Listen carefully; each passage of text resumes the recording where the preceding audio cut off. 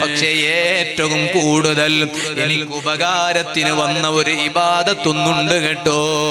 അത് ശിഷ്യന്മാരായ നിങ്ങളോട് ഞാനൊന്ന് പറഞ്ഞു തരികയാണ്. ആ ഇബാദത്ത് നിങ്ങളുടെ ജീവിതത്തിൽ നിങ്ങളൊന്ന് പകർത്തണേ ശിഷ്യന്മാരെ. ജുനൈദുൽ ബഗ്ദാദി റളിയല്ലാഹു അൻഹു ശിഷ്യന്മാരോട് ആ ഇബാദത്ത് അങ്ങ് പറഞ്ഞു കൊടുക്കുകയാണ്. ഏതാണ് ആ ഇബാദത്ത്? റുകൈഅത്തുൻ കുന്നാ നർകഉഹാ ഫീ ജൗഫിൽ ലൈലി. അതാ പാതിരാ സമയത്ത് എണീറ്റ് അതാ ഞാൻ കുറച്ച് റക്അത്ത് സുന്നത്ത് നിസ്കരിക്കാറുണ്ടായിരുന്നു, തഹജ്ജുദ് നിസ്കരിക്കാറുണ്ടായിരുന്നു. ആ നിസ്കാരമാണ് എനിക്ക് പരലോകത്ത് ഏറ്റവും കൂടുതൽ ഉപകാരത്തിന് വന്നത്. ആ തഹജ്ജുദ് നിസ്കരിച്ചത് കൊണ്ടാണ് അല്ലാഹ് എനിക്ക് മാപ്പ് നൽകിയത് കേട്ടോ. ആ തഹജ്ജുദ് നിസ്കാരം റമളാനിൽ നമ്മൾ നിസ്കരിച്ചതാണ്. ഓ പുരുഷന്മാരെ, നിങ്ങൾ നിസ്കരിച്ചവരാണ്. ഓ മറക്കപ്പുറത്തിരിക്കുന്ന ഉമ്മമാരെ, നിങ്ങൾ നിസ്കരിച്ചവരാണ്. ആ നിസ്കരിച്ച റമളാനിൽ നിസ്കരിച്ച തഹജ്ജുദ് നിസ്കാരം റമളാനിന് ശേഷവും നിസ്കാരം കൈവിടരുതേ ഉമ്മമാരെ, കൈവിടരുതേ ഉപ്പമാരെ. ആസിം ഇബ്നു ഇസാമുൽ ബൈഹഖി റളിയല്ലാഹു അൻഹു എന്ന് പറയുന്ന ഒരു മഹാൻ ഉണ്ടായിരുന്നു. ആ മഹാൻ പറഞ്ഞു, ഒരിക്കൽ ഞാൻ അഹ്മദ് ഇബ്നു ഹംബൽ റളിയല്ലാഹു അൻഹുവിന്റെ കൂടെ പോയി രാപ്പാർ. അഹ്മദ് ഇബ്നു ഹംബൽ റളിയല്ലാഹു അൻഹു വലിയ മഹാനാണ്, മദ്ഹബിന്റെ ഇമാമാണ്, ഷാഫി ഇമാമിന്റെ ശിഷ്യനാണ് അഹ്മദ് ഇബ്നു ഹംബൽ റളിയല്ലാഹു അൻഹു. അങ്ങനെ ഒരിക്കൽ അഹ്മദ് ഇബ്നു ഹംബൽ റളിയല്ലാഹുവിന്റെ കൂടെ കിടക്കാൻ എനിക്ക് അവസരം കിട്ടി. കൂടെ കിടക്കാൻ അവസരം കിട്ടിയാൽ എല്ലാം തിരിയും. അതങ്ങനെയാണ്. ഒരു മനുഷ്യന്റെ ഈ അവസ്ഥയൊക്കെ മനസ്സിലാകണം എപ്പോഴാണ്? നബി സല്ലല്ലാഹു അലൈഹി വസല്ലം പറഞ്ഞു, യാത്ര പോകാൻ പറഞ്ഞു. യാത്ര പോയാൽ അവന്റെ എല്ലാ അവസ്ഥ തിരിയും. അപ്പൊ ഒരുത്തനെ പൊതുവാക്കണമെന്ന് ആഗ്രഹമുണ്ടോ? നമ്മളെ മോൾക്ക് ഒരു പുതിയാപ്പിള ഓന്റെ അഭിപ്രായം വന്നു, എന്നാ ഓനെ ഒരു 2 ദിവസത്തേക്ക് എവിടത്തെങ്കിലും യാത്ര കൊണ്ടുപോകാമല്ലേ. യാത്രയിലെല്ലാം തിരിയും. ഓന്റെ നിസ്കാരവും ഓന്റെ സുന്നത്ത് നിസ്കാരവും റവാത്തിബെല്ലാം ശരിക്കും നിസ്കരിക്കുന്നോ, ദിക്റെല്ലാം ചൊല്ലുന്നുണ്ടോ, ഹദ്ദാദെല്ലാം ചൊല്ലുന്നുണ്ടോ, സ്വബറുണ്ടോ? വലിയ വിഷയമാണല്ലോ സ്വബർ, ക്ഷമ എന്ന് പറഞ്ഞ വലിയ വിഷയമാണ്. അപ്പൊ ഓനക്ക് സ്വബറുണ്ടോ? കുടുംബജീവിതത്തിൽ ഏറ്റവും ആവശ്യമുള്ളത് അതാണല്ലോ, ക്ഷമ.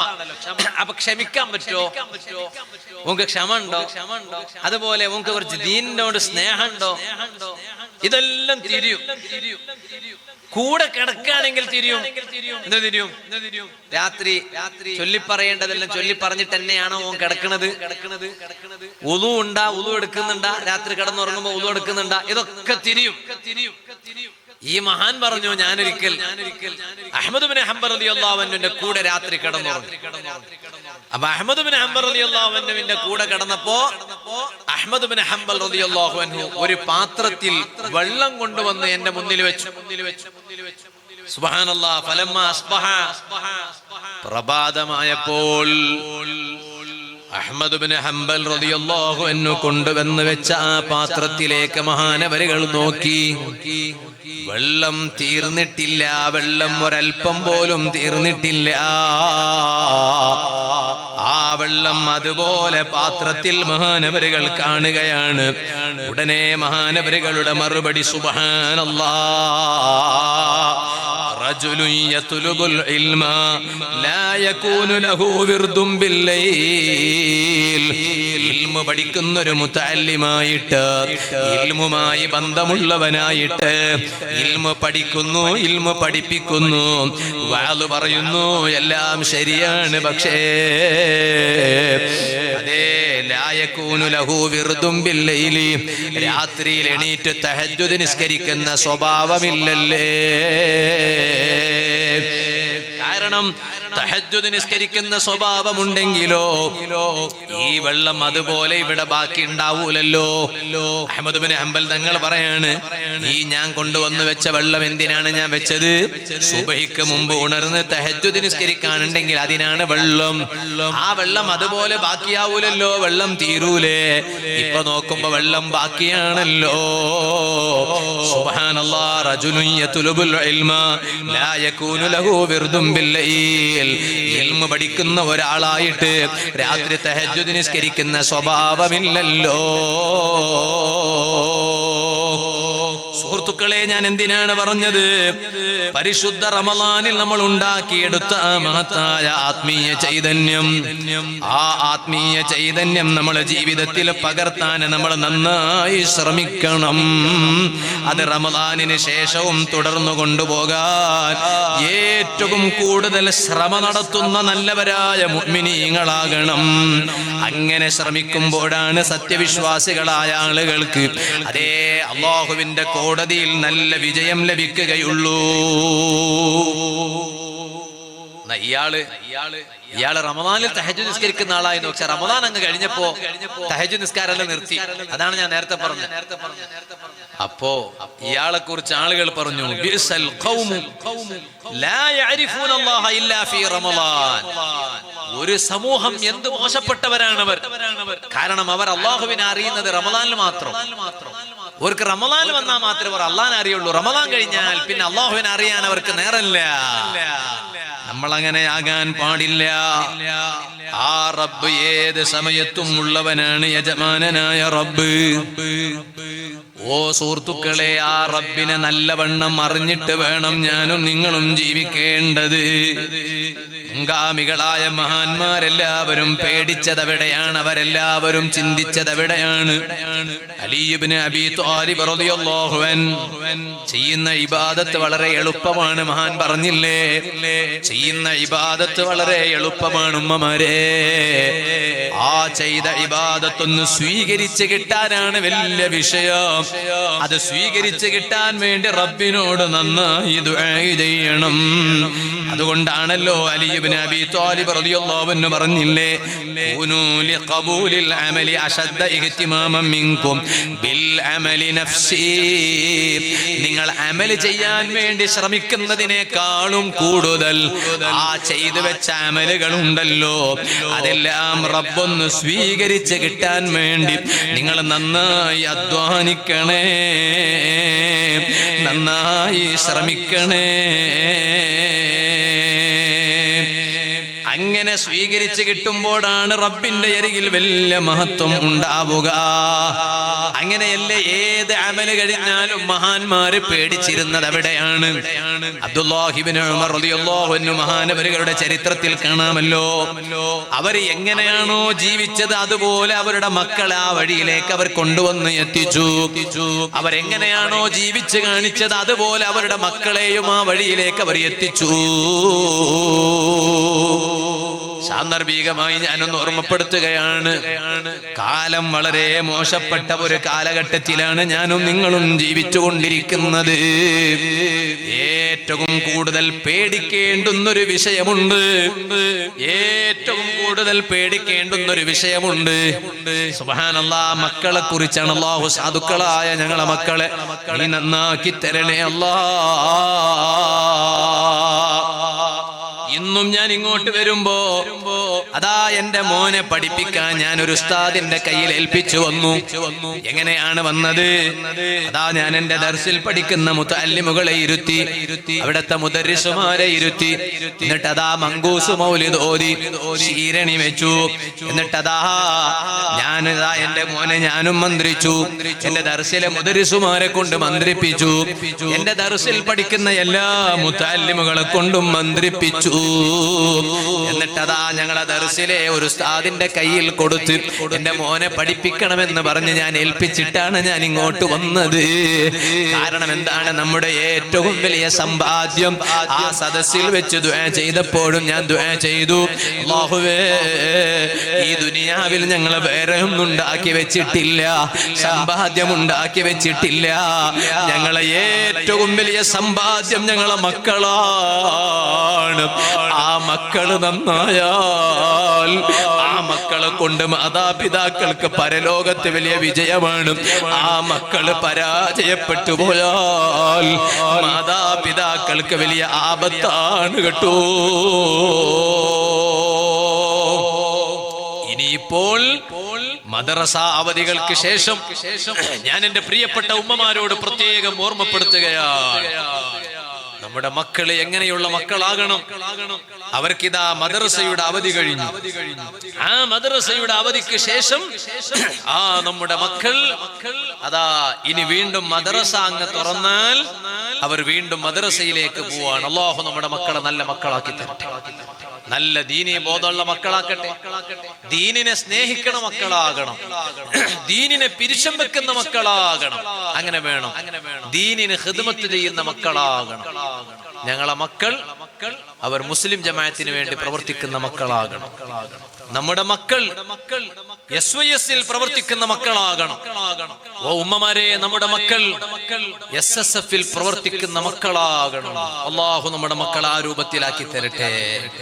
അങ്ങനെ വേണം, നന്നായി ദീനിന് വേണ്ടി പ്രവർത്തിക്കുന്ന മക്കളാകണം. ജീവിതത്തിലെ ഒരു സമയം അല്ലാഹുവിന്റെ ദീനിന് വേണ്ടി ചെലവഴിക്കാൻ ഞങ്ങളെ മക്കളെ കൊണ്ട് കഴിയണം. ആ രൂപത്തിലുള്ള മക്കളാകണം.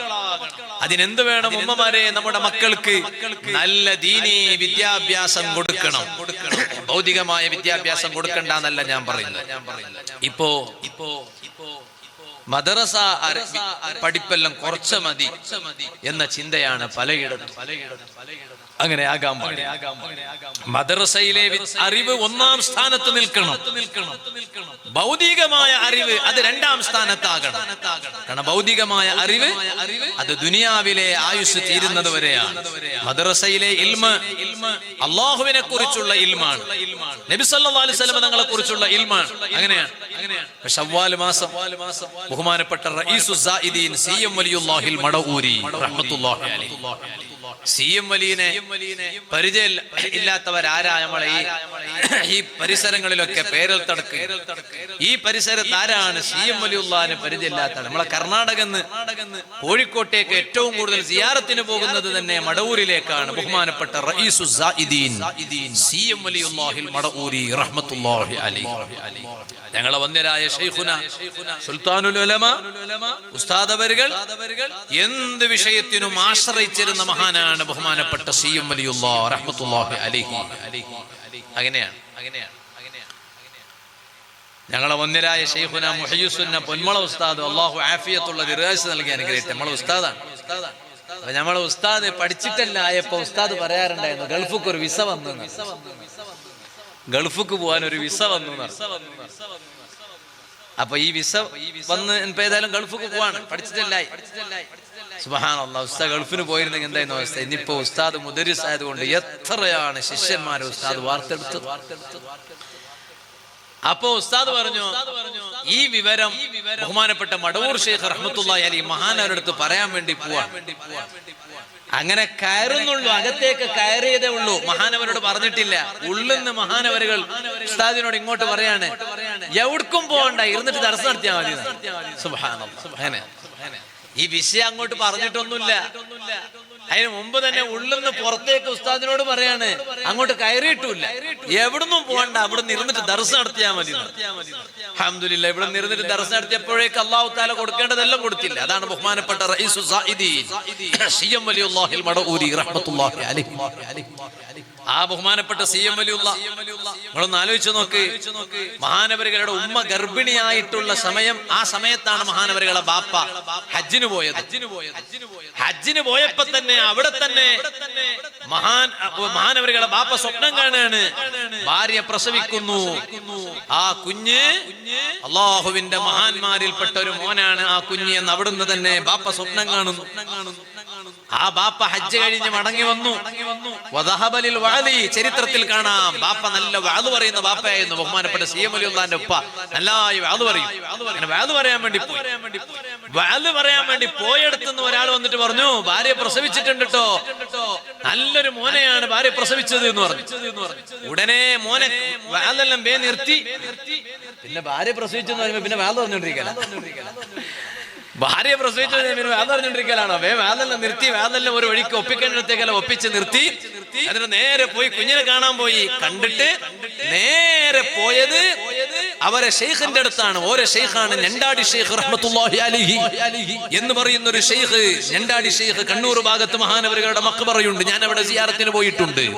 ഞാൻ പറഞ്ഞു വന്നത് ആ മഹാന്റെ അരികിൽ പോയി. അന്ന് മഹാനവരുകൾ ജീവിച്ചിരിപ്പുള്ള ആളായിരുന്നു. മഹാനവരുടെ അടുത്ത് പോയിട്ട് പറഞ്ഞു, എന്റെ ഭാര്യ പ്രസവിച്ചു, ആൺകുട്ടിയാണ്. ഉടനെ ആ മഹാൻ പറഞ്ഞു, സമ്മി ഇബ്നക ബിസ്മി, നിങ്ങളെ മോനക്ക് എന്റെ പേര് വെക്കൂ, നിങ്ങളെ മോനക്ക് എന്റെ പേര് വെക്കൂ. ഉടനെ ഞണ്ടാടി ഷെയ്ഖ് റഹ്മത്തുള്ളാഹി അലൈഹി മഹാനവരുകളുടെ പേരാണ് സിഎം വലിയുള്ളാഹി മഹാനവരുകൾക്ക് വെച്ചത്. അതാണ് മുഹമ്മദ് അബൂബക്കർ വലിയുള്ളാഹി റഹ്മത്തുള്ളാഹി അലൈഹി. എന്തിനാണ് ഉമ്മമാരെ ഞാൻ ഈ വിഷയം പറഞ്ഞത്? അതേ മക്കള് നന്നാകാൻ മുൻഗാമികളായ മഹാന്മാര് എത്രയാണ് അവർ ശ്രദ്ധിച്ചത്. അതുകൊണ്ടാണ് മദ്രസയുടെ അറിവ് അതൊരു ചെറുതായി ഒരിക്കലും കാണാൻ പാടില്ല.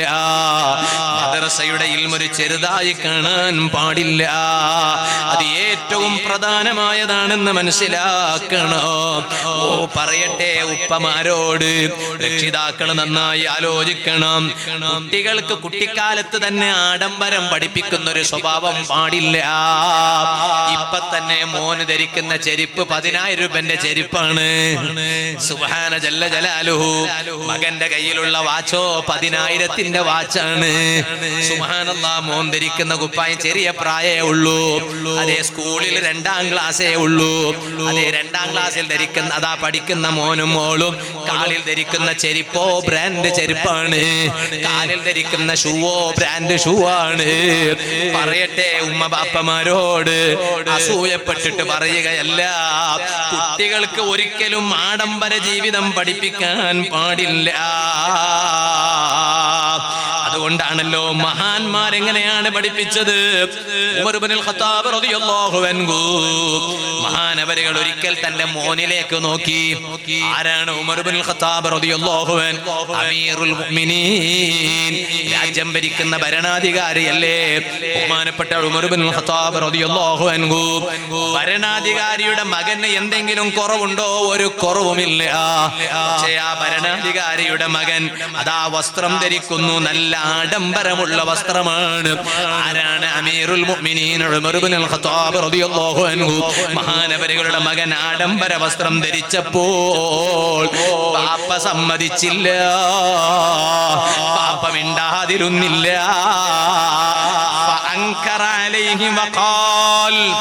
ഉടനെ മഹാനവരുകൾ മോനെ തിരുത്തുകയാണ്. മോനെ, ഇനിമേൽ ആഡംബര വസ്ത്രം ധരിക്കരുത് മോനെ. ഇനിയിപ്പൊ കുട്ടിക്കാലമാണ്. ഈ കുട്ടിക്കാലത്ത് തന്നെ ആഡംബരം ശീലമാക്കരുത് കേട്ടോ. ഉപ്പമാരെ, കുട്ടികളെ നിങ്ങൾ ഷോപ്പിൽ കൊണ്ടുപോകുന്നു, കുപ്പായം വാങ്ങിക്കൊടുക്കുന്നു, ഇതുപോലെ തന്നെ ചെരുപ്പ് വാങ്ങിക്കൊടുക്കുന്നു. ആ വാങ്ങിക്കൊടുക്കുമ്പോൾ നല്ലത് നോക്കിയിട്ട് വാങ്ങിക്കൊടുക്കുന്നതിന് വിരോധമില്ല. മക്കൾക്കല്ലേ, മക്കൾക്കത് വാങ്ങിക്കൊടുക്കേണ്ടതല്ലേ. എന്നാൽ ആഡംബരം മാത്രമേ എന്റെ മോൻക്ക് ഞാൻ വാങ്ങിക്കൊടുക്കുള്ളൂ എന്ന വാശി പാടില്ലേ ഉപ്പമാരെ? എന്ന വാശി ഒരിക്കലും പാടില്ലേ ഉമ്മമാരെ? അതാ എന്തേ കാരണം? കുട്ടിക്കാലത്ത് നമ്മുടെ മക്കൾക്ക് ഒരിക്കലും ആഡംബരം പഠിപ്പിക്കാൻ പാടില്ല. ഉമർ ഇബ്നുൽ ഖത്താബ് റളിയല്ലാഹു അൻഹു അതാ സ്വന്തം മക്കളെ വളർത്തിയത് എന്തിന്റെ മേലിലാണ്? ചരിത്രത്തിൽ കാണാം, അല തവാദുഇ, നല്ല വിനയത്തിന്റെ മേലിലാണ്. അതുകൊണ്ടാണ് ആഡംബരം പാടില്ല എന്ന് പറഞ്ഞ എന്തിനാ? കാരണം ആഡംബരം മാത്രം നമ്മളെ മക്കൾക്ക് വാങ്ങിക്കൊടുത്താൽ എന്നാ പിന്നെ ഇത്രയും മുന്തിയ വിലയുള്ള വസ്ത്രം ധരിക്കാത്ത മക്കളെ കാണുമ്പോ നമ്മളെ മക്കൾക്ക് ഒരു പുച്ഛായി തോന്നും. അവരെ കാണുമ്പോ നമ്മളെ മക്കൾക്ക് ഒരു ചെറുതായി തോന്നും. അപ്പൊ ഈ മക്കളെ കൽബിൽ ഞാൻ എപ്പോഴും വലിയവനാണെന്നൊരു ചിന്ത വരും. അതൊരിക്കലും ഉപ്പമാർ കുട്ടിക്കാലത്ത് നമ്മുടെ മക്കളെ കൽബിൽ അത് ഇട്ടുകൊടുക്കാൻ പാടില്ല. അത് വളരെ നന്നായി ശ്രദ്ധിക്കണം രക്ഷിതാക്കൾ. ഞാൻ സാന്ദർഭികമായി ഓർമ്മപ്പെടുത്തുകയാണ്. ഇനി ഞാൻ എന്റെ ഉമ്മമാരോട് പറയട്ടെ. ഉമ്മമാരെ, നേരത്തെ ഞാൻ പറഞ്ഞില്ലേ, നിങ്ങളുടെ മക്കളെ നല്ല ദീനീ ചിട്ടയിൽ വളർത്തണം എന്ന് ഞാൻ നിങ്ങളോട് പറഞ്ഞില്ലേ? നന്നായി വളർത്തണം. രക്ഷിതാക്കളോട് ഞാൻ പറഞ്ഞു. ഞാൻ പറയട്ടെ, കുട്ടികളെ കുട്ടിക്കാലത്ത് തന്നെ അവർക്ക് ഇബാദത്തിനോട് നല്ല താല്പര്യം ഉണ്ടാക്കി കൊടുക്കുന്നവരാകണം. അബ്ദുല്ലാഹി ഇബ്നു ഉമർ റളിയല്ലാഹു അൻഹു, ആ പരമ്പര നിങ്ങളൊന്ന് ആലോചിച്ചു നോക്ക്. ഉമർ ഇബ്നുൽ ഖത്താബ് റളിയല്ലാഹു അൻഹുവിന്റെ മഹാനവറുകളുടെ മകനാണ് അബ്ദുല്ലാഹി ഇബ്നു ഉമർ റളിയല്ലാഹു അൻഹു. മഹാനവറുകളുടെ ബാപ്പയാണ് ഉമർ ഇബ്നുൽ ഖത്താബ് റളിയല്ലാഹു അൻഹു. ഉമർ ഇബ്നുൽ ഖത്താബ് റളിയല്ലാഹു അൻഹു സ്വന്തം മോനെ ആഡംബര വസ്ത്രം ധരിച്ചത് കണ്ടപ്പോൾ തിരുത്തി. എന്നാൽ മക്കളെ കൂട്ടത്തിലുള്ള ഒരു മോനാണ് ബഹുമാനപ്പെട്ട അബ്ദുല്ലാഹി ഇബ്നു ഉമർ റളിയല്ലാഹു അൻഹു. മഹാനവരുകളെ ആ മക്കളെ ബാപ്പ എങ്ങനെ വളർത്തി എന്നത് മക്കൾ കണ്ടതാണ്. പിന്നീട് അബ്ദുല്ലാഹി ഇബ്നു ഉമർ റളിയല്ലാഹു അൻഹുവിന്റെ ചരിത്രത്തിൽ കാണാം, മഹാനവരുകൾ പള്ളിയിലേക്ക് പോകുമ്പോൾ കാന യഅഖുദു അബ്നാഅഹു ഇലൽ മസ്ജിദി വഹും സിഗാർ. ചെറിയ മക്കളാണ്, ആ മക്കളെ കൈപിടിച്ചിട്ട് പള്ളിയിലേക്ക് കൂട്ടിക്കൊണ്ടുപോകും ബഹുമാനപ്പെട്ട അബ്ദുല്ലാഹി ഇബ്നു ഉമർ റളിയല്ലാഹു. ഞങ്ങളെ കൂട്ടത്തിൽ എത്ര ആൾക്ക് ആ സ്വഭാവം നിങ്ങളൊന്ന് ആലോചിച്ചു. ഞങ്ങളെ സ്വന്തം മക്കളെ കൈപിടിച്ച് പള്ളിയിലേക്ക് കൊണ്ടുപോകുന്ന എത്ര ആളുകളുണ്ട്? അതിനാകരുത്, ആ സ്വഭാവം വേണം. നമ്മളിങ്ങനെ വാത് കേട്ടിങ്ങനെ പിരിഞ്ഞു പോയാൽ മാത്രം പോരാ. നമ്മളിൽ ഇല്ലാത്ത എന്തെങ്കിലും ഒരു സ്വഭാവം ഉണ്ടെങ്കിൽ അത് നമ്മൾ ശീലിക്കാൻ നോക്കാം. ഇനിയിപ്പോ എത്ര സ്വഭാവമാണ് എന്നിൽ ഇല്ലാത്തത് അത് നമ്മൾ ഉണ്ടാക്കുക. എന്നാൽ ജീവിതത്തിൽ ഒരുപാട് മാറ്റം ഉണ്ടാവും, ഒരു സംശയം ഉണ്ടാവും, നല്ല മാറ്റം ഉണ്ടാവും. അങ്ങനെയാണ് അബ്ദുല്ലാഹി ഇബ്നു ഉമർ റളിയല്ലാഹു അൻഹു മഹാനവരുകൾ സ്വന്തം മക്കളെ കൈപിടിച്ച്, കുട്ടികളൊക്കെ ചെറുതാണ്, എന്നിട്ട് മഹാനവരുകൾ ഇങ്ങനെ പള്ളിയിലേക്ക് കൂട്ടിക്കൊണ്ടുപോകും നിസ്കാരത്തിന് വേണ്ടി. അങ്ങനെയാണ് ബാപ്പ അവരെ കൈപിടിച്ചു കൊണ്ടുപോകണം. അത് കുട്ടികൾ ശീലിക്കും. കുറച്ചു കാലം അങ്ങനെ ചെയ്താൽ മതി, പിന്നെ കുട്ടികൾ സ്വമേധയാൽ അവരങ്ങ് പള്ളിയിൽ പോകും. ബാപ്പ സംഘടനാ പ്രവർത്തനത്തിന് പോകുമ്പോ അങ്ങനെയാണ്. ഉപ്പ നല്ല സംഘടനാ പ്രവർത്തനം, മോനതിന് തീരെ താല്പര്യമില്ല. താല്പര്യം ഇല്ല എന്ന് മാത്രമല്ല, മോനിപ്പോ അഭിപ്രായം പറയാണ്, ബാപ്പക്ക് വേറെ പണിയില്ല. അങ്ങനെ അവരത് സംഘടനാ പ്രവർത്തനം എന്ന് പറഞ്ഞാൽ എന്താ? ഗ്രൂപ്പിസം ഉണ്ടാക്കലല്ലോ. അങ്ങനെ തെറ്റിദ്ധരിച്ച ചില ആളുകളുണ്ട്. അങ്ങനെയൊന്നുമല്ല, അങ്ങനെ ആരും കരുതേ പാടില്ല. സംഘടനാ പ്രവർത്തനം എന്ന് പറഞ്ഞാൽ എന്താ? അള്ളാഹുവിന്റെ ദീനിന് ഞങ്ങളെ കൊണ്ട് ആരെ കൊണ്ടൊക്കെ എന്തൊക്കെ നല്ലത് ചെയ്യാൻ പറ്റുമോ എല്ലാവരും ചെയ്യന്നെ. അതുകൊണ്ട് ഇവിടെ ചെയ്തിട്ട് എല്ലാം തികയിൽ ആരെക്കൊണ്ടും കഴിയില്ല, തികക്കാൻ ആരെക്കൊണ്ടും കഴിയില്ല. കഴിയോ? നമ്മളെ പ്രവർത്തനം എന്ത് പ്രവർത്തന മനുഷ്യന്മാരെ അള്ളാഹു നമുക്ക് നന്നായി പ്രവർത്തിക്കാൻ ഭാഗ്യം തരട്ടെ. നിങ്ങളൊന്ന് ഉംറക്ക് പോയാൽ ഒന്ന് ത്വായിഫിൽ ഒന്ന് കയറി നോക്കണം. ത്വായിഫിൽ പോയവരുണ്ടോ? ഒന്ന് കൈവക്കോട്ടെ. മക്കത്ത് ചെന്നപ്പോ ത്വായിഫിൽ പോയില്ലേ? അല്ലേ? ത്വായിഫിൽ പോയി. ആ ത്വായിഫിന്റെ മണ്ണിനൊരു ചരിത്രം പറയാനുണ്ട്, ഒരു കഥ പറയാനുണ്ട്. സുബ്ഹാനല്ലാഹ്, ഞാന് ഈ റമദാനിൽ ലണ്ടനിൽ പോയി അവിടുത്തെ ഇഫ്താർ മീറ്റ് പ്രോഗ്രാമിൽ പ്രസംഗിച്ച് അവിടെയുള്ള നമ്മളെ UK-യിലെ നമ്മളെ മുഹിബ്ബീങ്ങളെ ഞങ്ങളൊക്കെ ചേർന്നുകൊണ്ട് ഞങ്ങൾ ഉംറക്ക് പോയി. മക്കത്ത് ചെന്ന് അവിടുന്ന് ഞങ്ങൾ ത്വായിഫിൽ ചെന്നു. എന്താണ് ആ ത്വായിഫിന്റെ ചരിത്രം? ഇപ്പോഴും ആ ത്വായിഫിൽ പോയാൽ ഒരു മുന്തിരിത്തോട്ടം ത്വായിഫിൽ കാണാം. ഞങ്ങൾ പോയപ്പോ ആ മുന്തിരിത്തോട്ടം വാതിൽ അടച്ചിട്ടിരുന്നു. ആ പോയ സമയം കുറച്ച് നേരത്തെ ആയതുകൊണ്ടായിരിക്കും. ആ മുന്തിരിത്തോട്ടം ഇപ്പോഴും കാണാം. ആ മുന്തിരിത്തോട്ടത്തിനൊരു കഥ പറയാനുണ്ട്. അന്ന് ഹബീബായ സല്ലല്ലാഹു അലൈഹി വസല്ലമ തങ്ങൾ ദീനിനു വേണ്ടി പ്രവർത്തിച്ചപ്പോൾ മുത്തുനബി സല്ലല്ലാഹു അലൈഹി വസല്ലമ തങ്ങളെ വിട്ടില്ല. ദീനിന്റെ പ്രവർത്തനം ഇഷ്ടപ്പെടാത്ത ആളുകൾ മുത്തുനബി സല്ലല്ലാഹു അലൈഹി വസല്ലമ തങ്ങളെ പ്രവർത്തിക്കാൻ സമ്മതിച്ചില്ല. കല്ലേറ് നടത്തി. അവസാനം ത്വായിഫ് അമ്മാവന്മാരെ നാട് എന്ന് പറഞ്ഞിട്ട് അവിടുന്നെങ്കിലും കുറച്ച് റിലീഫ് കിട്ടും, ഒരു റിലാക്സ് കിട്ടും എന്ന് കരുതിയിട്ട് അങ്ങോട്ട് പോയത് ഓരും വിട്ടില്ല. മുത്തുനബി സല്ലല്ലാഹു അലൈഹി വസല്ലം കല്ലേറ് നടത്തി ഹബീബായ സല്ലല്ലാഹു അലൈഹി വസല്ലം തങ്ങളെ ശല്യം ചെയ്തു, ആക്രമിച്ചു. ഓ സുഹൃത്തുക്കളെ, നിങ്ങളൊന്ന് ആലോചിച്ചു നോക്കൂ. ഞാനൊരു ചെറിയ ചരിത്രം പറഞ്ഞ് ഞാൻ എന്റെ ഇന്നത്തെ വാദ നിർത്തുന്നു. എന്നാ പിന്നെ നിർത്താനായി, ഞാനൊരു ചെറിയ ചരിത്രം പറഞ്ഞ് ഞാൻ എന്റെ വാദ നിർത്തുന്നു. സുഹൃത്തുക്കളെ പറയട്ടെ, അന്ന് പ്രവർത്തിച്ചപ്പോൾ കല്ലേറ് നടത്തി. നബി സല്ലല്ലാഹു അലൈഹി വസല്ലം തങ്ങൾക്ക് കല്ലേറ് നടത്തി. ആ നബി സല്ലല്ലാഹു അലൈഹി വസല്ലം തങ്ങൾ പോയി ഒരു മുന്തിരി തോട്ടത്തിലിരുന്നു. ആ മുന്തിരി തോട്ടത്തിലേക്ക് അതാ നബി സല്ലല്ലാഹു അലൈഹി വസല്ലം തങ്ങൾ ആശ്വസിപ്പിച്ചുകൊണ്ട്, തങ്ങൾക്ക് തിന്നാനൊന്നുമില്ല, കുടിക്കാൻ എവിടെയൊന്നുമില്ല. ഇന്നത്തെ നമ്മുടെ പ്രവർത്തനം പോലെയാണോ? ഇന്ന് നമുക്ക് എന്ത് സൗകര്യക്കുറവാണുള്ളത്? നമുക്ക് സംസാരിക്കാൻ ആളുകൾ ഞങ്ങളെ കൂടെയുണ്ട്, ഓടി നടക്കാൻ ആളുകൾ ഞങ്ങളെ കൂടെയുണ്ട്, വേണ്ടപ്പെട്ട ഡിപ്പാർട്ട്മെന്റിന്റെ ആളുകൾ ഞങ്ങളെ കൂടെയുണ്ട്, പൊളിറ്റിക്കൽ ആളുകളും കൂടെയുണ്ട്. എല്ലാത്തിനും സൗകര്യമുണ്ട് ദീനീ പ്രവർത്തനങ്ങൾ നടത്താൻ. അന്നത്തെ പോലെയല്ല പക്ഷേ നബി സല്ലല്ലാഹു അലൈഹി വസല്ലമ നിങ്ങൾ ആ വേദന സഹിച്ച് മുന്തിരിത്തോട്ടത്തിലിരിക്കുമ്പോൾ അപ്പോഴാണല്ലോ അദ്ദാസ് എന്ന് പേരുള്ള ഒരാള്, അന്ന് സ്വഹാബിയല്ലല്ലോ, അന്ന് ഇസ്ലാമിലേക്ക് കടന്നു വന്നിട്ടില്ലല്ലോ, ഒരൽപ്പം മുന്തിരി കൊണ്ടുവന്ന് നബി സല്ലല്ലാഹു അലൈഹി വസല്ലമ നിങ്ങൾക്ക് അതാ മുന്തിരി കഴിക്കാൻ കൊടുത്തില്ലേ? പിന്നീടല്ലേ അദ്ദാസ് എന്ന് പേരുള്ളവര് നബി സല്ലല്ലാഹു അലൈഹി വസല്ലമ തങ്ങളെ കൊണ്ട് വിശ്വസിച്ച് പരിശുദ്ധ ഇസ്ലാമിലേക്ക് കടന്നു വന്ന് സ്വഹാബിയായി. പിന്നീട് ആ മഹാന്റെ പേര് കേൾക്കുമ്പോ അദ്ദാസ് റളിയല്ലാഹു അൻഹു എന്ന് പറയുന്നില്ലേ? എന്തിനാണ് ഞാൻ ഈ വിഷയം പറഞ്ഞത്? അന്ന് നബി സല്ലല്ലാഹു അലൈഹി വസല്ലമ തങ്ങളെ സഹിച്ച ത്യാഗമെത്രയാണ്! ഓ, ബദറിന്റെ യുദ്ധഭൂമിയിൽ യുദ്ധം ചെയ്തവരില്ലേ? എത്രയാണ് ശുഹദാക്കൾ അവിടുന്ന് ഷഹീദായത്? 14 പേരാണല്ലോ. ആ 14 പേരിലും 13 പേരുടെ ഖബറുകളുമുള്ളത് ആ ബദറിന്റെ മണ്ണിലാണെന്ന് ചരിത്രം പറയുന്നില്ലേ?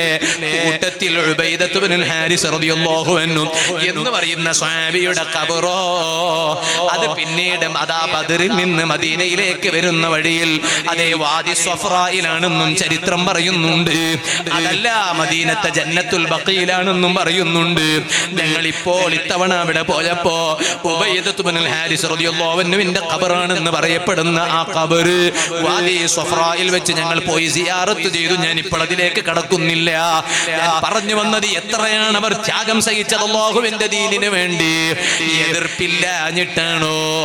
എതിർപ്പെല്ലാം ഉണ്ടായിട്ടുണ്ട്, പക്ഷേ ക്ഷമിക്കുക തന്നെ, സഹിക്കുക തന്നെ, അല്ലാഹുവിന്റെ ദീനിന് വേണ്ടി പ്രവർത്തിക്കണം. യാ അയ്യുഹല്ലദീന ആമനൂ, സർവ്വജനങ്ങളോട് പറയട്ടെ, സത്യവിശ്വാസികളെ വിളിച്ച് ഖുർആനിൽ അല്ലാഹ് പറഞ്ഞില്ലേ, ഈമാനുള്ള ജനങ്ങളെ കൂനൂ അൻസാറല്ലാഹ്. ഓ കരളിന്റെ കഷ്ണങ്ങളായ യുവാക്കളെ, അല്ലാഹ് തന്ന ആയുസ് തോന്നിവാസത്തിന് ചെലവഴിക്കുന്നതിന് പകരം, റബ്ബ് പൊരുത്തപ്പെടാത്തതിന് ചെലവഴിക്കുന്നതിന് പകരം പടച്ച റബ്ബ് തന്ന ആയുസ് അല്ലാഹുവിന്റെ സഹായികളാകാൻ വേണ്ടി ശ്രമിച്ചോ, അല്ലാഹുവിന്റെ ദീനിനെ സഹായിച്ചോ. കമാ ഖാല ഈസ ഇബ്നു മറിയം ലിൽ ഹവാരിയീന, ഈസാ നബി അലൈഹിസ്സലാമിന്റെ ആളുകൾ, ഈസാ നബി അലൈഹിസ്സലാമിന്റെ ജനത ഈസാ നബി അലൈഹിസ്സലാമിനോട് പറഞ്ഞില്ലേ, അതേ നഹ്നു അൻസാറുല്ലാഹ്, ഞങ്ങൾ അല്ലാഹുവിന്റെ ഖാലൽ ഹവാരിയൂന നഹ്നു അൻസാറുല്ലാഹ്.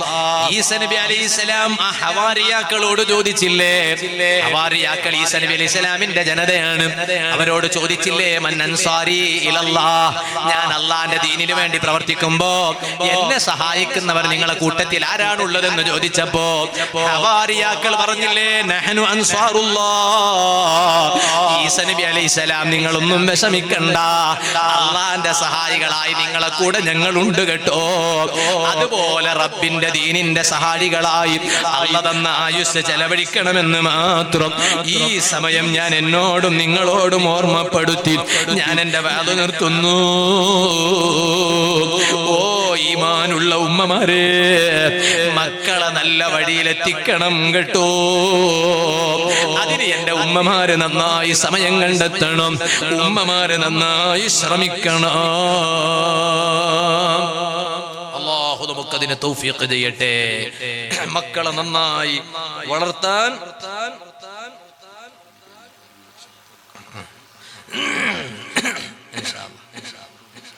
ഇൻഷാ അല്ലാഹ് അല്ലാഹു നമ്മുടെ മക്കളെ നന്നാക്കി തരട്ടെ. ഞാൻ എന്റെ സംസാരം അവസാനിപ്പിക്കുകയാണ്. ഉമ്മമാരെ, മാലിക് ഇമാം ആക്കിയത് മാലിക് ഇമാമിന്റെ ഉമ്മയാണ്. ഉമ്മമാര് കൈകെട്ടിയിട്ട് ഇരുന്നിട്ട് 24 മണിക്കൂർ മൊബൈൽ നോക്കിക്കൊണ്ടിരുന്നാൽ മക്കള് നന്നാവൂല. ഉമ്മമാരെ, ഞാൻ ഉറപ്പിച്ച് തർപ്പിച്ച് പറയാണ്, നിങ്ങൾ എഴുതി വെച്ചോ, ഞാനിത് വെറുതെ അല്ല പറയുന്നത്. 24 മണിക്കൂറും എപ്പം നോക്കിയാലും ദിക്റന്നെ, എപ്പം നോക്കിയാലും സ്വലാത്ത് തന്നെ. വേറെ പണിയൊന്നുമില്ല. സലാത്തിന് മഹത്വം ഇല്ലാണ്ടായി പോയി, ദിക്റിന് മഹത്വം ഇല്ലാണ്ടായി പോയി. നമ്മൾ ഉത്തരവാദിത്വം ചെയ്യേണ്ടത് ഇവിടെ ചെയ്യണ്ടേ? ദിക്ർ വേണം, സ്വലാത്ത് വേണം. അത് വേണ്ടെന്നല്ല. നമ്മളെ മക്കളെ കാര്യം ആര് ശ്രദ്ധിക്കും? നമ്മുടെ മക്കൾക്ക് ആര് ദീന് പറഞ്ഞു കൊടുക്കും? അവർ മദ്രസയിൽ പഠിച്ച ഖുർആൻ ഓത്ത് അവർ ശരിയാവണ്ണം ഓതുന്നുണ്ടോ എന്ന് വീട്ടിൽ വന്നിട്ട് അവരെ നോക്കുന്നത് ആരാണ്? ഉമ്മ നോക്കണ്ടേ? ബാപ്പക്ക് എവിടെ നോക്കാൻ നേരം? ബാപ്പയെ നോക്കണം, അതിന്റെ കൂടെ ഉമ്മ നന്നായി നോക്കണം. മാലിക് ഇമാമിനെ മാലിക് ഇമാം ആക്കിയത് മാലിക് ഇമാമിന്റെ ഉമ്മയാണ്. ആ മാലിക് ഇമാമിന്റെ ഉമ്മയാണ് മാലിക് ഇമാം. കുട്ടിക്കാലത്ത് ഉമ്മമാരെ, നിങ്ങൾക്ക് വേണ്ടി ഞാൻ ആ ചെറിയ ചരിത്രം പറഞ്ഞു നിർത്തട്ടെ. കുട്ടിക്കാലത്ത് മാലിക് ഇമാം കളിയോട് നല്ല താല്പര്യമുണ്ടായിരുന്നു. കുട്ടികൾ എന്ന് പറഞ്ഞ അങ്ങനെയല്ലേ, അവരെ മനസ്സ് വേഗം കളിയോടാണല്ലോ നീങ്ങുന്നത്. മാലിക് ഇമാം കളിയോട് വലിയ താല്പര്യം കാണിച്ചപ്പോൾ അതാ ഉമ്മ മോന്റെ അടുത്തേക്ക് മെല്ലെ അങ്ങ് വന്നു. വന്നിട്ട് അതാ മകൻക്ക് മോനെ, നീ കളിച്ചിട്ട് കേടാകേണ്ടവനല്ല മോനെ, കളിച്ചിട്ട് മാത്രം നിന്റെ ഭാവി തകർക്കേണ്ടവനല്ല. നിങ്ങൾ വലിയ ഇമാമാകേണ്ട മോനാണ് എന്റെ മോന്. ആ മോന് നല്ല ഭംഗിയുള്ള വസ്ത്രം ധരിപ്പിച്ചു, ആലിമീങ്ങളുടെ ശൈലിയിലുള്ള കുപ്പായം ധരിപ്പിച്ചു. ഓ ഉമ്മമാരെ, കുട്ടിക്കാലത്ത് തന്നെ മക്കൾക്ക് ആലിമീങ്ങളുടെ ഡ്രസ്സിനോട് നല്ല സ്നേഹമുണ്ടാക്കി എടുക്കണം. കഴിവിന്റെ പരമാവധി വെള്ളക്കുപ്പായം കുട്ടികൾക്ക് ധരിപ്പിക്കണം. മദ്രസയിലേക്ക് കുട്ടികളെ പറഞ്ഞേക്കുമ്പോൾ ചുരുങ്ങിയത് സുബ്ഹാന ജല്ല ജലാലു ചില കുട്ടികൾ മദ്രസയിലേക്ക് പോണ പോക്ക് കാണുമ്പോഴോ വലിയ അത്ഭുതം തോന്നാണ്. ഏറ്റവും ചുരുങ്ങിയത് മദ്രസയിലേക്ക് അയക്കുമ്പോഴെങ്കിലും നല്ല വെള്ള വസ്ത്രം ധരിപ്പിച്ചിട്ട് അയക്കണം. വെള്ള തൊപ്പി എടുത്ത് തലയിൽ വെച്ചിട്ട് അയക്കണം. അതാണ് ഉലമാഇന്റെ ഡ്രസ്. ഉലമാഇന്റെ ഡ്രസ് വെള്ള വസ്ത്രമാണ്, വെള്ള തൊപ്പിയാണ്. അങ്ങനെ വെള്ള തൊപ്പിയും വെള്ള ഡ്രസ്സും ധരിപ്പിച്ചിട്ട് വേണം കുട്ടികളെ മദ്രസയിലോട്ട് പറഞ്ഞേക്കാൻ. മാലിക് ഇമാമിന്റെ ഉമ്മ അങ്ങനെയാണ് ചെയ്തത്. മാലിക് ഇമാം വലിയ മഹാനാകാൻ ഉമ്മ ചെയ്തത് അതാണ്. ഉമ്മമാരെ, അതാ നല്ല ഉലമാഇന്റെ ഡ്രസ് ധരിപ്പിച്ചു. എന്നിട്ടോ കുട്ടിയുടെ തലയിൽ അങ്ങ് പോയി തലയെകെട്ടങ്ങ് വെച്ചു കൊടുത്തു. എന്നിട്ട് മോനോട് പറഞ്ഞു, മോനെ, റബീഅ റളിയല്ലാഹു അൻഹു എന്ന് പറയുന്ന വലിയ മഹാനുണ്ട്, വലിയ പണ്ഡിതനുണ്ട്. ആ പണ്ഡിതന്റെ ദർസിലേക്ക് നീ പോയി പഠിക്കണം മോനെ. ആദ്യം ഇൽമു പഠിക്കണ്ട. ഉമ്മ മോനക്ക് പറഞ്ഞു കൊടുക്കാണ്, ഇൽമു പയ്യെ പഠിച്ചാ മതി. ആദ്യം തഅല്ലമിൽ അദബ ഖബലൽ ഇൽമി. ഇൽമു പഠിക്കുന്നതിന് മുമ്പ് ആദ്യം മോനെ അദബ് പഠിക്കണം എന്ന് പറഞ്ഞിട്ട് മോനെ പറഞ്ഞയച്ച ബഹുമാനപ്പെട്ട മാലിക് ഇമാമിന്റെ ഉമ്മ, ആ ഉമ്മാക്ക് ദുനിയാവിലും ആഖിറത്തിലും ഏറ്റവും വലിയ സമ്പാദ്യമായി അല്ലാഹ് ആ മോനെ തിരിച്ചു കൊടുത്തില്ലേ. ആ മോനല്ലേ മദീനത്തെ പള്ളിയിലെ വലിയ മുദർരിസായി വന്ന ദാറുൽ ഹിജ്റ ഇമാം മാലിക് ഇബ്നു അനസ് റളിയല്ലാഹു അൻഹു. അതുപോലെ നമ്മുടെ മക്കളെ നന്നായി ശ്രദ്ധിക്കണമെന്ന് മാത്രം ഈ സമയം ഞാൻ എന്നോടും നിങ്ങളോടും വിശിഷ്യ ഈ സദസ്സിലുള്ള എല്ലാ ഉമ്മമാരോട് സഹോദരിമാരോട് ഓർമ്മപ്പെടുത്തി ഞാൻ എന്റെ വാദ നിർത്തുന്നു. അർഹമുർ റഹീമീനായ അല്ലാഹ്, സാധുക്കളായ ഞങ്ങൾക്ക് നീ അതിന് തൗഫീഖ് ചെയ്യണം റഹ്മാനേ.